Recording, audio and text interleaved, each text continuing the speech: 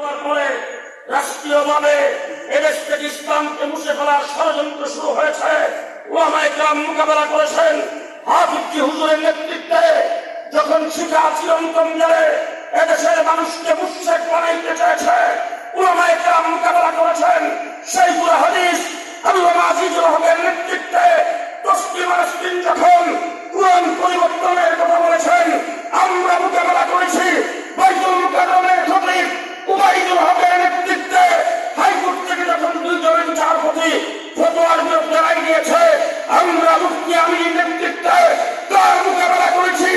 শাহবাগে নাস্তিকার মুরতাদরা একত্রিত হয়ে যুদ্ধাপরাধীদের বিচারের দাবিতে যখন আল্লাহর রাসূলকে নিয়ে কটূক্তি করেছে, আল্লামা আহমদ শফীর নেতৃত্বে সাফরা চত্বরে রক্ত দিয়ে আমরা তার মোকাবেলা করেছি।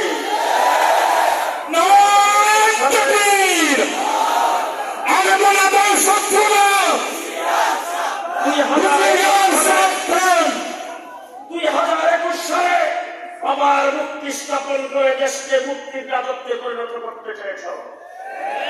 আমরা একটা মুক্তির বিরুদ্ধে কথা বলেছিলাম, আর কথাটা খুব সুন্দর করে বলছি। মাননীয় প্রধানমন্ত্রী, আপনি আপনার বাবার মুক্তি রেজে লাগাইলেন, এটার মাথায় বইয়া কাকে যখন পায়খানা করবো তখন আপনি কি করবেন? সুতরাং এখানে পশু পাখিদের মাথায় বসে পায়খানা করবে। সুতরাং আমরা আপনার বাবাকে ইজ্জত আর সম্মান দিতে চাই। তার নেতৃত্বে দেশ স্বাধীন হয়েছে, এই জন্য মূর্তি আপনি লাগাই না।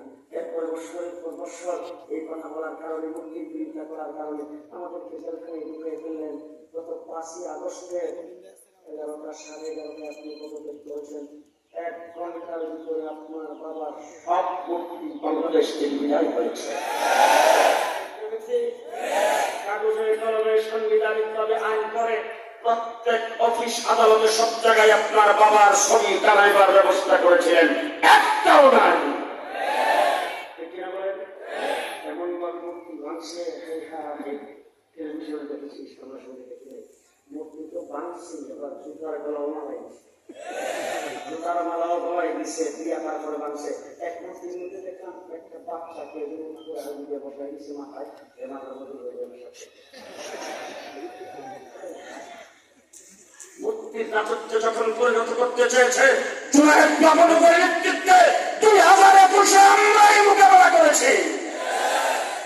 বিরোধী আন্দোলনের ছাত্ররা যখন নামছে, তাদের বুক বরাবর যখন পরিচালনা হয়েছে, তারা যখন শহীদ হইতে শুরু করেছেন, আমার কৌমি মাদ্রাসার ছাত্র একজন করে বসে থাকে নাই, সবাই রাস্তায় নেমেছেন। 84 জন জীবন দিয়েছে, রক্ত দিয়েছি আমরা। সামনে বাংলাদেশের সংবিধান প্রণয়ন হবে, ইসলাম ভিত্তিক সংবিধান হতে হবে, শিক্ষানীতি প্রণয়ন হবে, ইসলাম ভিত্তিক শিক্ষানীতি হতে হবে।